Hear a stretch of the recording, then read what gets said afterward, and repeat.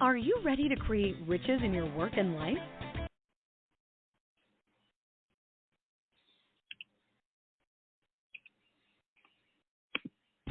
Are you ready to create riches in your work and life? It's time for Shedding the Bitch Radio and TV, where you can discuss, debate, and get advice on how to discover and shed the bitches of fear, insecurity, self-doubt, and negativity, so you can realize your dreams and life purpose, and create and accelerate the riches in life you deserve. So let's welcome your Ball of Fire host, Bernadette Bose. Good day, everyone, and welcome to another episode of Shedding the Bitch Radio and TV. I'm Bernadette Bose of Ball of Fire Coaching, and this show is brought to you by a couple of our sponsors, North Georgia Tax Solutions, as well as Up Top Roofing. And I am so excited that you are here today because we're going to have a great conversation in regards to thriving under uncertainty, thriving actually through it, whether it's your career or a life transition that you're making. So let me explain exactly what we're going to talk about. Then I'll introduce our guest and make a couple of announcements, and we'll get into it, okay? So the reason most people don't experience the life of their dreams is because they don't know how to handle uncertainty.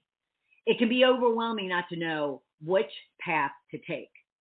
Tama Kieves, our guest today, former Harvard-trained lawyer turned best-selling author and leading career and success coach, has helped thousands of people make the most inspired decisions. I love that, inspired decisions of their lives, often when they felt most insecure. Raise your hand. Whether you're in a career transition, a divorce, or just seeking your next step in life, this is your turning point. Will you choose from strength or will you choose from weakness? So what we're going to be talking about today is the fact that she wants to help you discover inspired answers, ways to succeed you didn't imagine. We're also going to talk about, and she's going to share, how to tap into unstoppable inner strength and break through fears and obstacles, along with trust the genius and the magic of unconventional choices. And lastly, we'll tap into find peace in the fluctuations of life, business, and change. Now, as I mentioned, I definitely do want to thank our sponsors, Debbie Snelling and her team at ngtaxsolutions.com. is a full-service financial and tax services company that services the entire country, the United States, with full-service financial and tax services needs. So if you should ever need any help in regards to your personal or business taxes or financial needs, please reach out to her at ngtaxsolutions.com. And again, Alan and his team at Up Top Roofing, more local to just Atlanta, Georgia. He and his team provide outstanding home services and roofing needs. So should you have any challenges or any issues, or you're just simply looking to spruce up your home, then please give Alan a call at up-top or up-top roofing of ATL at yahoo.com. All right, so let me introduce our guest so we can bring her in and she can help you really work through any uncertainty that you might be experiencing. Tama Kieves, an honors graduate of Harvard Law School, left her corporate law practice to write and help others create their most extraordinary lives. She is the bestseller of multiple books, mind you, and her first book is This Time I Dance, Creating the Work You Love, and Inspired and Unstoppable, Widely Succeeding in Your Life's Work. She also wrote A Year Without Fear, 365 Days of Magnificence. And then her most recent book, which we're going to talk about, is Thriving Through Uncertainty, Moving Beyond Fear of the Unknown and Making Change Work for You. Now, Tama has been featured in USA Today, ABC News, Forbes, Oprah Radio, and much more. She is a sought-after speaker and visionary career and success coach who has helped thousands worldwide to discover, launch, and thrive in their life and in their life calling or businesses of their dreams. She also leads online programs and destination retreats, which I also want her to share with you. So welcome to the show, Tama. How are you? I am so glad to be here. Thank you. I am so glad you're here. This whole conversation about uncertainty, obviously, this past several years now, has definitely kind of created a lot of angst and a lot of uncertainty for a lot of people. But what was it about this particular subject that kind of had you move into this? And I want to talk about your career and your transition yourself that you had there. But what was it about this particular subject that really kind of took hold? Just because in my coaching practice and speaking, the thing I kept seeing over and over and over for people is that they weren't realizing their dreams, or they weren't believing in life anymore. They got disappointed and upset, and they got overwhelmed because they didn't know how to deal with uncertainty. And nobody likes dealing with uncertainty. I don't like dealing with uncertainty, you know.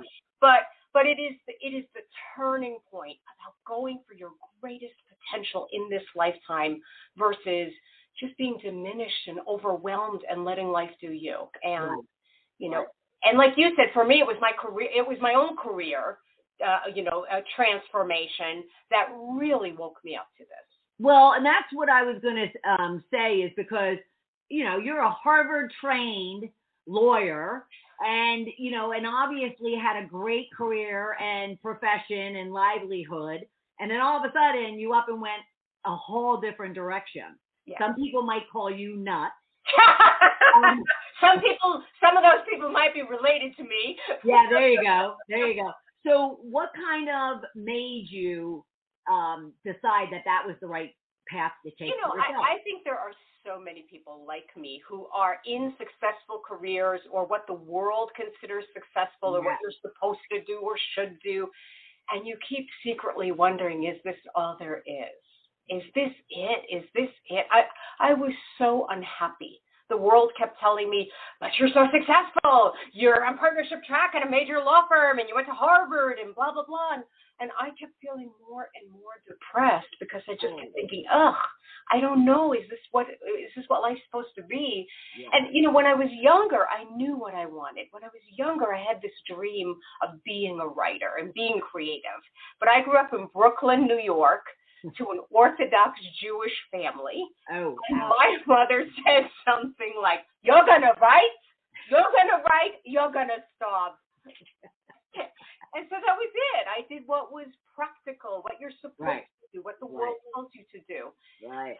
And one day when I was so unhappy practicing law, a friend of mine said something amazing that became the basis of my book. He said, if you've been this successful doing something you don't love, what could you do with what you love? I love that. Isn't that amazing? That became the basis of all my books. If you're this successful doing something you don't even love, what could you do with what you love? And I just thought, you know what? You get one life in this lifetime.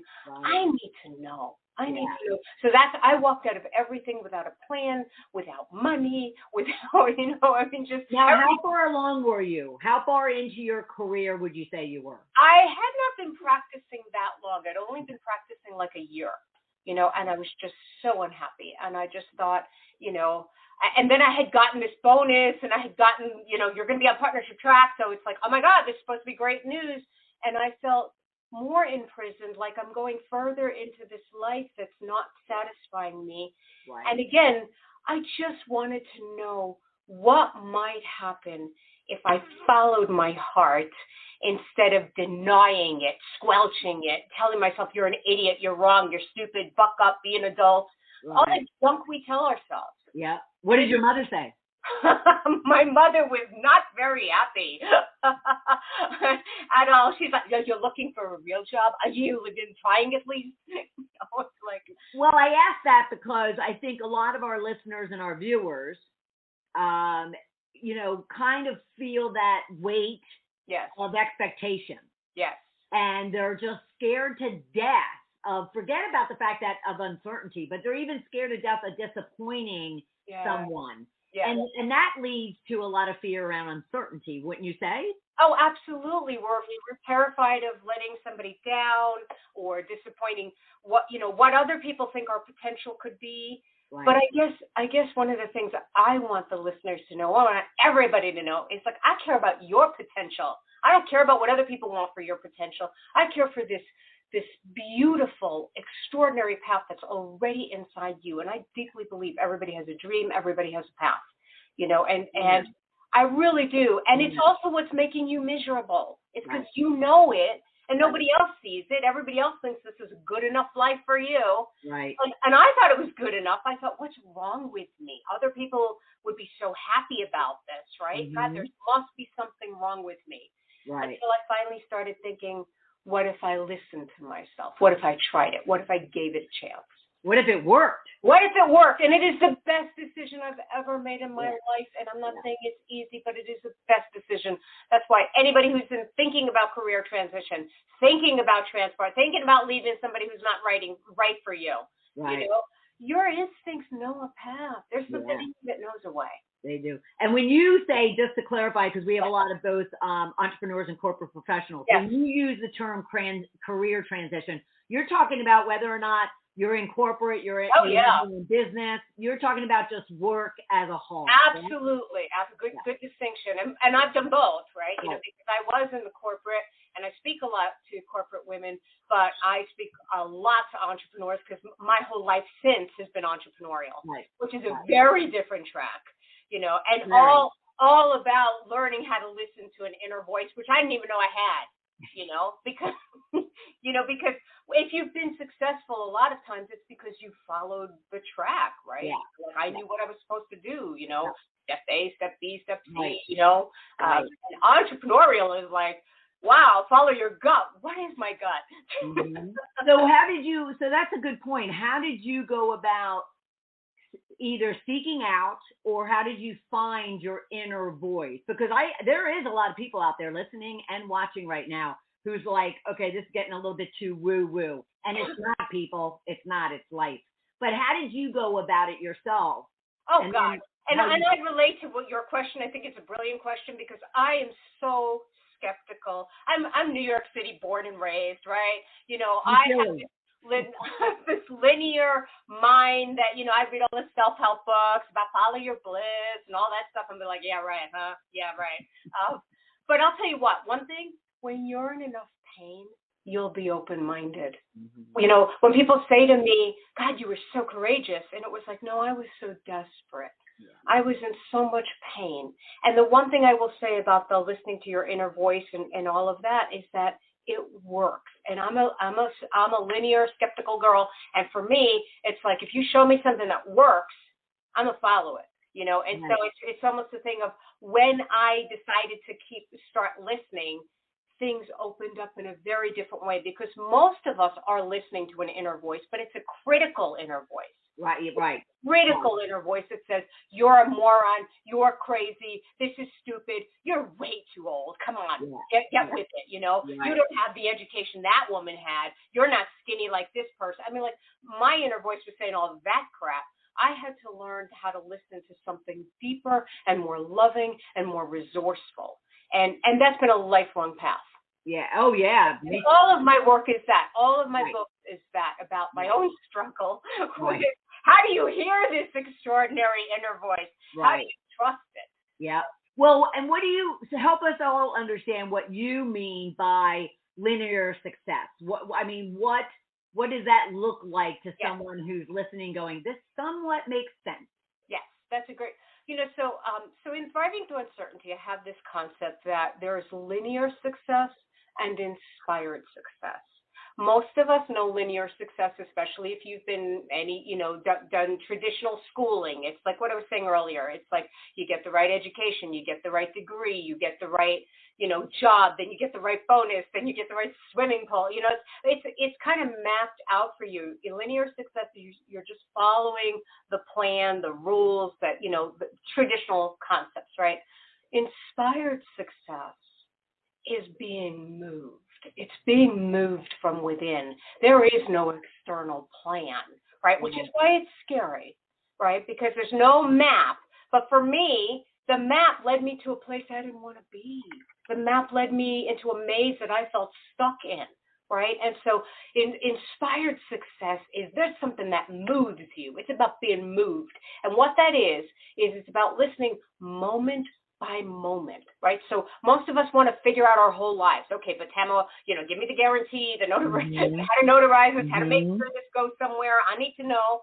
And inspired success is going to be this path of listening to the extraordinary intelligence that's already in you, and it's going to happen moment by moment. So what I'm going to say is, in this moment, there's something that you might know that you're meant to do, or a breadcrumb you're meant to follow. And it doesn't mean like, oh, well, I know my whole life plan now. It could just be, I'm supposed to call my sister back. I'm supposed to walk on a beach right now. It won't even make sense to your linear mind, right? Yeah. I have a chapter in my book where I talk about, I call it the year of sleeping dangerously, because if you had asked me at one point, what's your next step? What's your next step after I left law? I was tired. I just wanted to rest. I was tired. I need a vacation. I need, and that did not look like a career path, and that was terrifying, right? That did not look like, wow, this is my big, bold career, path to success. But it actually was, because that was my instinctive, inspired next step was I needed to rest. Because if you've been working hard and not doing your own right life, it's almost like a path of self-abuse. Oh, big time. Right? It's almost self-abuse. Absolutely. And maybe you're not supposed to jump from that into some major thing. You're maybe supposed to start resting and nurturing yourself, which many of us, achieving women suck at, right? Right. We can't sit still. It's kind of like, no, we're supposed to constantly be going. But let me ask you something.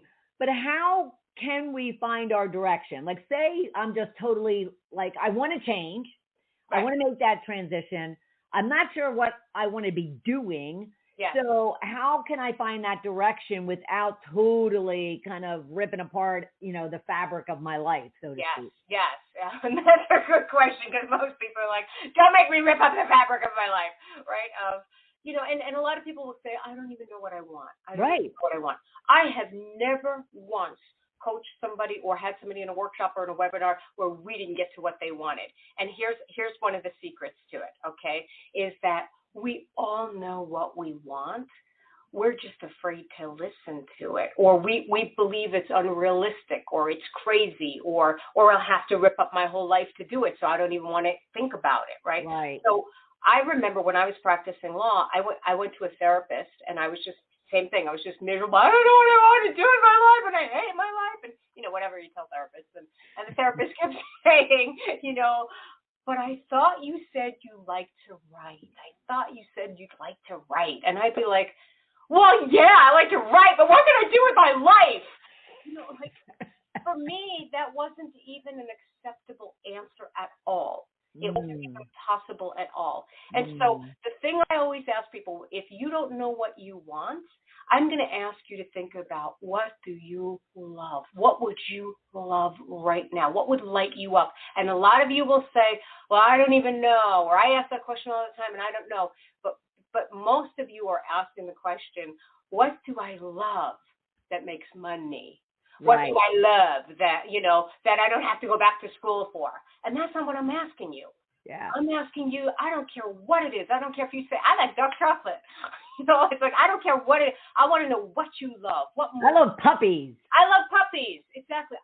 What would I love to do if money was an issue, if whatever, and again, this isn't an unrealistic path. We'll get to the money. I'm not saying, it's not unrealistic, but if you want to find your most extraordinary desire, you have to be real. It doesn't, you can't compromise it. You can't manipulate it. This is something from your heart and your gut and your soul and that divine intelligence inside you, right? And so, But do people also have a fear of acknowledging it because they feel as if they don't deserve it? They feel that they're not worthy of it, let alone the fact that they can't do it or can't achieve it. Oh, God, yes. Yeah. Especially women, I find that they don't boast about what it is they truly want. Do you find that? Oh, absolutely. I mean, people are like, oh, well, everybody wants to be a best-selling author. Who am I? Or everybody wants to be VP of God knows what. Why could I do that? Or everybody, I think a lot of us dismiss our possibilities. And again, here's what I would say. I want you to imagine that the very desire that you have right now in your soul, your gut, whatever you call it, is a desire that you're meant to give other people. Had I not gone after my dreams, and I didn't do it for anybody else, I did it to save my life, right? I wanted to write the books I needed to read. And so, but my work has now saved thousands and thousands of other people, as I'm sure yours has as well. And so I'm going to say to each of you, your dream, your desire, your love, your instinct, it's not only for you. It's for the people that you're going to help. It's for the people that you're going to move. It's for your children who are going to see you do this. And so all of us who accept our power, we're accepting it for everybody. Yeah. And isn't it almost like that analogy that a lot of people use around, put the mask on yourself first before helping others. So if you kind of really work on, finding your direction, your path, your desires, your wants, it's going to make you happy, which then will make everybody around you happy. Isn't that another kind of way someone should look at it? Absolutely. Particularly because what people don't realize, people think, oh, well, what is painting going to do? Oh, come on. What is, I like gardening. What is that going to do for the world, right? What you don't realize, what I didn't realize, I'll just speak about myself. I didn't realize that because I thought the same thing. Who needs another writer, right? I didn't even know what I wanted to write at the time, right? But what you don't realize is that when you do something you love, it affects your brain chemistry. It changes your brain chemistry. It changes your strength. It changes your generosity. When you're happier, when you're connected, you're more loving, you're more available, you're more alive. Yeah. Most of us are dying silently. We are not listening, right? If we are not listening and we think we're being practical, we think we're being smart, we think we're just bucking up, right? But we're dying silently, and we don't have access to our deepest powers. And that's what excites me in doing the work I do, is that you see people wake up to a deeper power and more love and more abilities. And by the way, I'm never saying that you have to leave a job to go be a painter or that you have to leave your life to do these things. Right. You don't do it on a Wednesday night. You might do it on a Saturday morning. Right. Who knows what you could do? Right. And I want to see what that path does for you, because I found my confidence by doing this. I did not find my confidence by thinking about it. Yeah. I found my confidence by doing it. But except you do have a concept in your book, and I'm so glad that you went there. You have a concept in your book that says action isn't the smartest tool in the shed. Yeah. And I found that fascinating, because everybody talks about you have to put it in action. You have to take action. What do you mean that action isn't the sharpest tool in the shed? That's awesome. Thank you.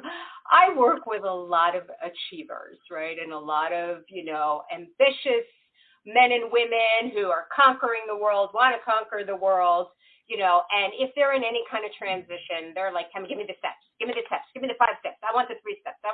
Let's get this going. Let's get this happening, right? And we all want action, and we've all learned that to be, to get ahead, it's about taking the right actions. But here's the deal. I don't think actions serve you as much as changing your beliefs. So what I teach people is it's not so much about doing, as much as it's about undoing and undoing those old beliefs. Because I had a belief from my family that if I did something I loved, I wouldn't make money. That was just incorporated in me, right? Like, well, sure, go ahead, do what you love, but you're not going to make any money. Right. You're going to starve, fine. Right. So if I didn't question that belief or have a different belief, it could take all the actions in the world, but it would be colored by these beliefs. Or if you have this belief that says, I don't ever get ahead. I almost get there, but then I don't. Or nobody ever notices me, or whatever the beliefs are, because here's the deal about life. We're never reacting to circumstances. We're reacting to our stories about our circumstances. We're never reacting to what's going on. I'm reacting always to how I see things. And so Right. the hardest thing about thriving through uncertainty, the hardest thing about any transition, but the best thing, is it's going to be about really questioning the belief systems you have in life and changing those, because Right. that's going to change your whole freaking life. Yeah. Yes. I can. That's just the whole thing is just getting me all kind of like woohoo.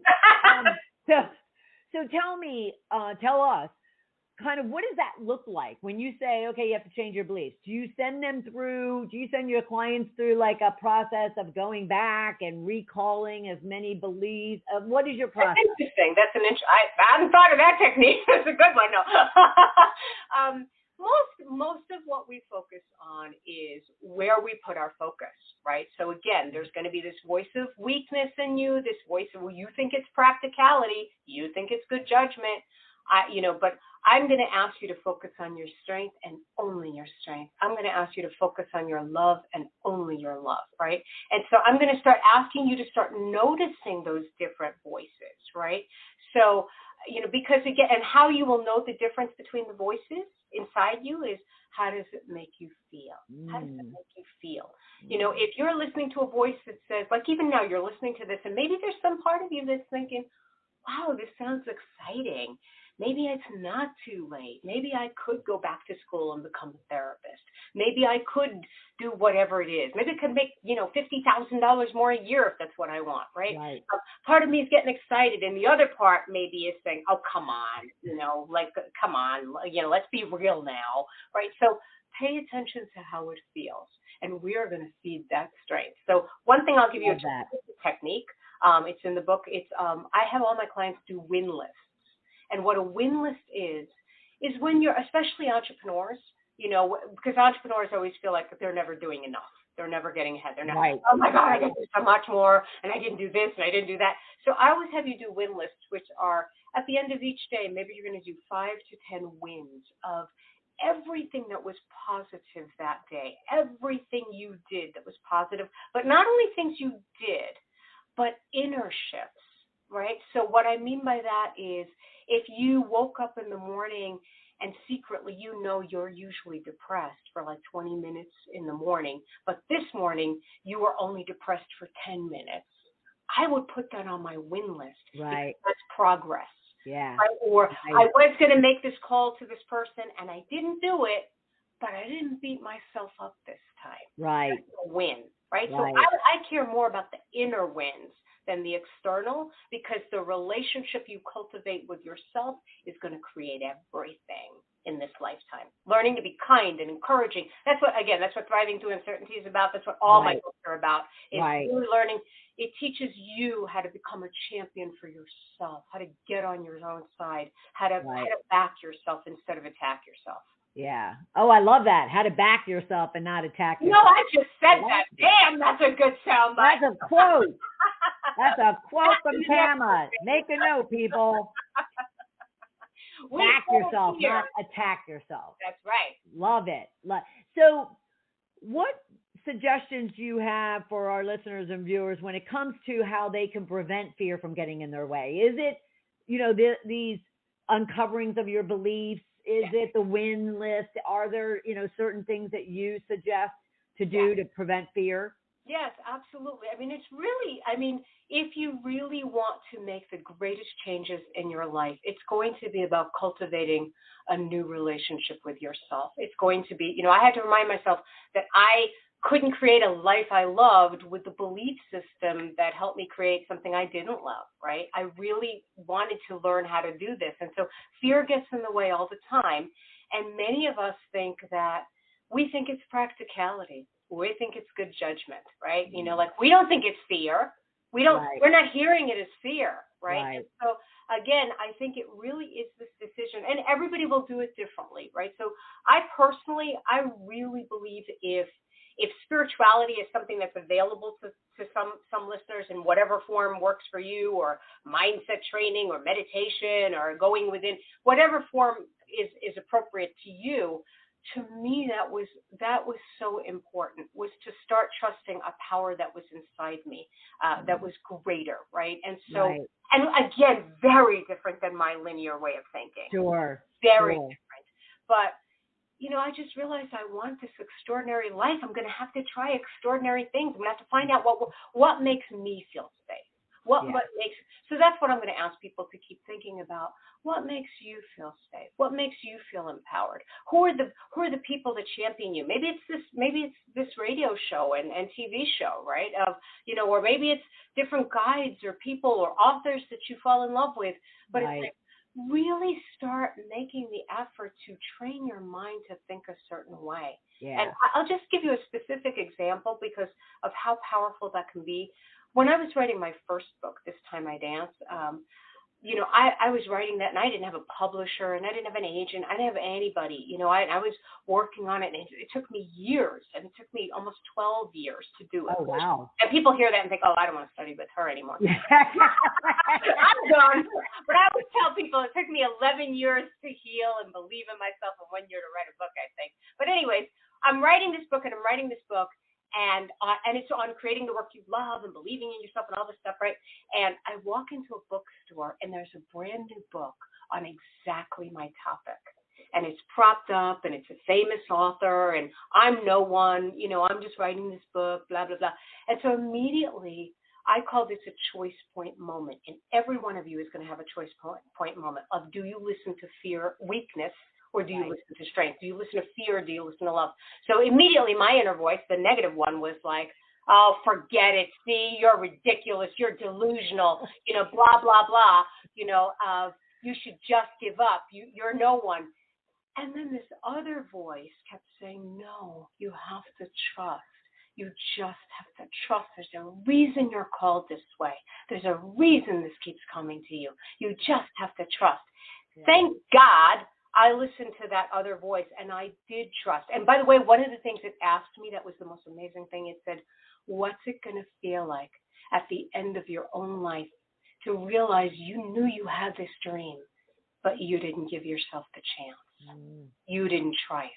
Yeah. And so that's what hooked me. And I then finally wrote that book and I finished it and I self-published it at the time. And it got picked up by a major publisher that found me that, as an unknown author, it was unheard of, the success. And, they kept the exact writing. They kept everything. They've published every book since. And I think back to that choice point moment that we all have. Right. I had listened to the practicality that said, who the hell are you? And you're ridiculous and you're wasting your time. Come on. And this woman's famous. Yeah. Right. Fascinating. That's so awesome. All right. So there was another passage from your book that I want to understand from your viewpoint what you meant by it. So if I can share it. So it's from her book, Thriving Through Uncertainty. It's very provocative. So I just kind of was like, I would love her thoughts on it. Quote, you may feel like things are challenging at this moment in your life, but let's get this straight right now. It's not because you're failing or broken. It's because your spirit demands soaring, not coping. It's your time. Now you've touched on a little bit of that, but that whole spirit demands soaring, just when I read it, I just was like, woo, like, gave me a jolt of electricity or something. I'm all about the woo. Yeah. So what did you exactly mean by that in scope of what it is we're talking about? Yes. So first of all, I guess I want people to know we're living in so much uncertainty right now. The whole world's in uncertainty, right? I mean, these are strange times, right? And so there's a lot of challenges and it can seem like the world is falling apart. It can seem like your world is falling apart. If you're in transition or you're in some painful situation or you're just doubting yourself, it can seem like everything's falling apart. And I guess what I wanted people to know is, you are not falling apart, baby. This is your time. And what's falling apart is the old ways. The old ways of doing things are falling apart. But there's something else inside you. And so when I said that your spirit demands soaring, not coping, what I meant by that is, I know how to, quote, be successful in a traditional way. I know how to suffer, make myself miserable, drink too much, starve myself, whatever you need to do to get through it. I know how to do it, baby. I know how to cope. I know how to make that work. But my own soul said, no, that's not for you, darling. That's not for you, darling. It's like, this is no longer about just coping and just getting through it and just getting through it. I think these are the times that are demanding us to be extraordinary, to step into our leadership, to step into our genius, to step into our dreams. And that's our spirit, right? Our spirit demands soaring now because there's something inside you, each of us, that knows, just knows that there's another way, just knows there's something else, right? And so it's not about coping. It's not about doing it the way you've always done it to get the result you've always gotten, right? It's about waking up to something else that's inside you. And I think that's what these times are for. I really do. Absolutely. Well, any uncertain time, right, is that opportunity to kind of sit back and say, okay, what do I want out of all of this? Yes. You know, you would hope that we're all gaining something from all of this. You might as well. Yeah. I know I have, you know, but at the same time, if anybody is struggling, you know, I can certainly feel for them as well. I know you can as well. And I don't want to diminish that struggle, and I don't want to diminish the fear, and I don't want to diminish the pain. Because one of the things about, like, my books, for instance, I'm very honest in them, as you know. I'm very honest. I'm very personal. I tell my own stories. And people, you know, you hear me speak and you think, oh, well, she must be really strong and courageous. I am so freaking timid. And I am afraid of my own shadow. I'm afraid of everything. Yeah. And I share that in all my books. So I always feel like if somebody neurotic like me can do this, there's so much hope for humanity. I can totally relate to that because people always look at me going, oh, she's so outgoing and gregarious and strong and confident. I'm like, no, I'm not. Yeah, I am in some ways, and then mush in others. Because we had to learn. I mean, like, the strength that I do have is because I've faced so many of my own fears. I continue to face so many of my own fears because I'm still growing, right? And so again, that's where strength comes from. Strength doesn't come from avoiding our fears. It comes from shifting them, realizing that fear that's telling you something, it's not true. Yeah. It's not true. There's something else in you. Right. Did you ever hear the acronym for fear? False evidence appearing real? Oh, yes. Oh, yes. Yeah. I mean, it kind of hit me like a brick when I learned that, I don't know how many years ago. I was like, damn, that's so true. And that's what I mean by mindset training, like, because again, we look for those beliefs. You know, if you have these fears, you will look to prove that they're real, and you'll see it, right? But if you are believing in your strength and your love, and that something else is guiding you, and there's breadcrumbs, and there's a force within you, and an intelligence that's guiding you to somewhere, you'll look for that. Right. And I love your whole philosophy of looking at the positive, looking at the wins, looking at, you know, what I call riches, looking at all the good, because there's too many of us and media and everything else that's just throwing all the crap out at us, that we do need to just focus on the positives. So what can we do when we do feel not only afraid, because there's one thing to be fearful. There's another thing for it to totally paralyze us and totally, you know, and I'll use the word diminish us. But there's got to be some, you know, apart from the beliefs and a change, you know, identifying your beliefs, apart from the wins, what else do you suggest people do to kind of not be paralyzed or just totally unmotivated? Yes.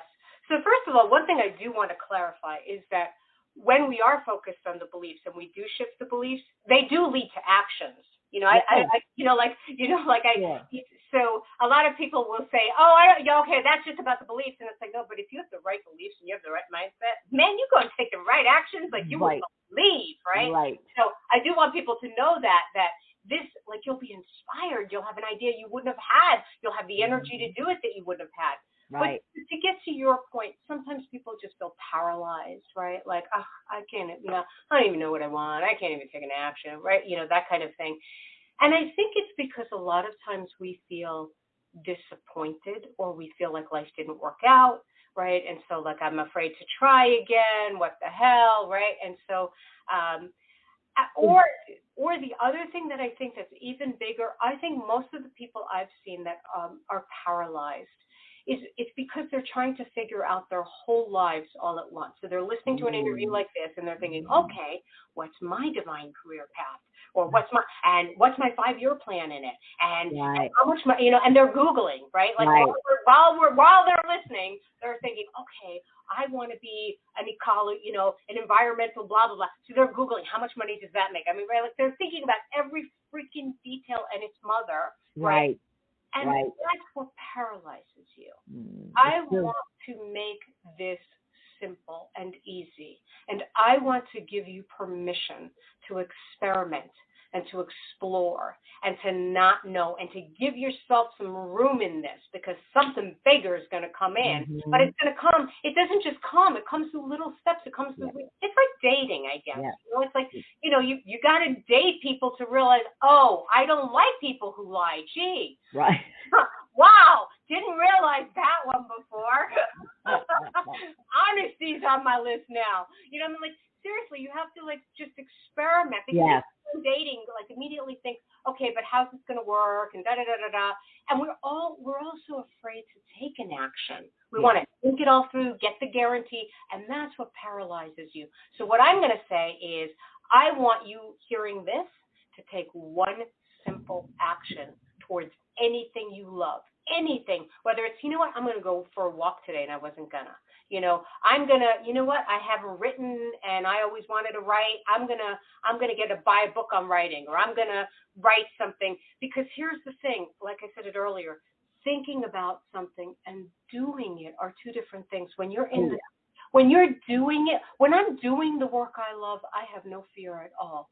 I have no fear. When I'm coaching somebody, I have not a shred of fear in the world. When I'm thinking about it, could I be a coach? Should I be a coach? Whatever. That's when I have fears. Does that make money, or whatever. But when you're actually in the service of what you are here to do, you don't have fear. So I want to get you doing more of the things that you love, because that'll give you different energy. You're not paralyzed. You're not stuck, right? You're just trying to think through everything all at once. And I just want to keep it simple. And is that also because of the fact that victimhood, when you started talking about that, the word victimhood came up in my mind. Is it also because of the fact that some people are just more comfortable being uncomfortable than they are to get uncomfortable and, again, acknowledge what it is they truly want? Oh, that's so true. I mean, I spent years blaming my family. I mean, I had great stories. I was Jewish accent to boot. Who could resist that? Right. I spent years, being a victim of who I could have been if they'd encouraged me, what I could have right? And again, I'm not diminishing the pain that many of us feel. But to be extraordinary, when I said the thing about, I don't want you coping, I want you soaring. Soaring means we're going to make different choices. We're going to make uncomfortable choices. We're going to go beyond where we've been. So what I had to do is I chose to do is to say, how could my background have served me rather than have hurt me? If I'm pretending I have a calling in this lifetime, I am destined in this lifetime, how could I look at my past in a way that makes me see it as helpful? And for me, like, one of my biggest grievances was my family didn't hear me, and they didn't see who I really was, and they didn't listen. But that's made me in this lifetime have such a calling that on my watch, I will see somebody's gifts. I will see who they are. I will listen to them. I will love who they are. I will never on my watch, in my workshops, in my classes and programs and blah, blah, blah. It's like, it's my gift. It's what I do. And I think it's because I know the pain of having had it. And so what if each of us has these secret gifts in us? Carl Jung said that where you're wounded, you're gifted. Or you're wounded, you're gifted. Isn't that amazing? Right. So again, many of us have these possibilities and gifts inside us because of our past. True. No, it's true. I love that. I absolutely love that. All right. So I want you to share a couple of things with us. I want you to talk about, well, first I'll put it up. I want you to talk about a free webinar that you have around daring to decide. So could you share a little bit about that? Yeah. And I also want you to share about your retreats that you have. Yes, absolutely. So the Dare to Decide was one of my most popular webinars I ever did. It's about making the best decisions of your life. It wasn't free. I think it sells for like $60 or something like that on our website. We're making it free to your audience. So this is a secret link. So this is just for your audience or whoever, TamaKieves.com/dare. And it was really a very, very powerful live experience about taking any decision you're going through, anything you're going through, and using some of the techniques. It's much more experiential. We use the techniques. I've been a master coach for years, and so I really guide you through that. And it's got great people in it. So it was just great. So it's free to you guys. I wanted you to have that kind of support. Thank you. So go to tamakieves.com/dare for those of you listening, to get that webinar, Dare to Decide. tamakieves.com/dare. And we'll have the links up also throughout all of our posts. Yes. Okay, and we're very glad you did. That's all I can say. There you go. All right, and the retreat. Yes, horribly immodestly. And your retreat.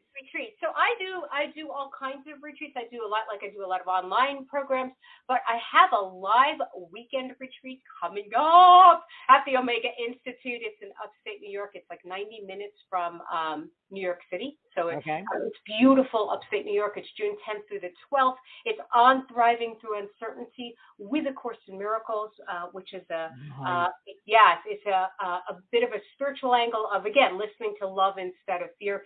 Right. Retreats are like nothing else on this planet. If you can ever do something live, it's just life-changing because we have the time, we have the space. Right. I'm very interpersonal. I will get to know you and your situation. And the people you meet are like none other. So, fabulous. If you can join me there, I'm also going to Bali, and all kinds of other retreats. It's on my pages also, but this is the only live weekend retreat that I'm doing this year. So, get there. I know your fear is going to say, "Oh, I can't go there," blah blah blah. It's life changing. I want you there. Seriously. So the question is, how much do you want change in your life, people? Go to TamaKieves.com and learn more about it. Just search out her website. It's TamaKieves.com, and you get /retreats. Oh, it's /retreats. There you go. All right, awesome. One last tip real quick for our listeners and viewers. One last tip. First of all, I think get support, right? Get support. Follow Bernadette. Follow me on Facebook. Make sure you get my newsletter at TamaKieves.com. Sign up for all those. Get support for your dreams. But the other thing, in terms of that mindset shift, I guess one of the last tips I will say is focus on your desires more than your obstacles. Watch your mind. Focus on those desires more than your obstacles. The hints of desires you have more than the reasons you can't do it. Because there will be a voice in you that says, "Oh, those dreams are frivolous, they're silly, blah, blah, blah." And what I want you to know is that they are imperative at this time. They will change your whole life. It is worth everything in this lifetime to learn how to listen to those desires in you, because you have your dreams for a reason, and you're here to help yourself, the world, everyone. It will change everything about you. And it's such a personalized path. It's not scary. It's not like you have to change your whole freaking life or anything like that. But it will change your whole life. So, and that's a guarantee from Tama Kieves. Yeah. All right. So please, everyone, go to TamaKieves.com and just spend some time there. Search her out. Definitely follow her Facebook, Instagram, and LinkedIn is at Tama Kieves, Kieves. And then at the same time, definitely check out that webinar of hers at TamaKieves.com/dare, and her retreats are at TamaKieves.com/retreats. Tama, thank you so much for being part of the show. This has been fabulous. I'm honored. Thank you. And thank you so much for doing the work you do and empowering so many people and changing people's lives. Thank you. Oh, thank you very much. I appreciate that. And for everyone else, thank you so much for being here. Shedding the Bitch Radio and TV broadcasts every Tuesday at noon Eastern Time across YouTube and everywhere you get your podcasts. And at the same time, it's brought to you by Ball of Fire Coaching, NG Tax Solutions, and Up Top Roofing of Atlanta. I appreciate you being here, and check us out next Tuesday at noon Eastern Time. Take care, everybody. See you soon. Bye. Thank you for taking part in Shedding the Bitch Radio and TV with Bernadette Bose. We would love to know what your biggest takeaway was. Go to Shedding the Bitch on Facebook or YouTube and leave a comment. You can also subscribe to the show on Apple Podcasts and YouTube so you don't miss a single episode of the show. And with your input, we can help other powerhouse women just like you find the show and decide if it's right for them. Learn more about Bernadette at balloffirecoaching.com. See you next week.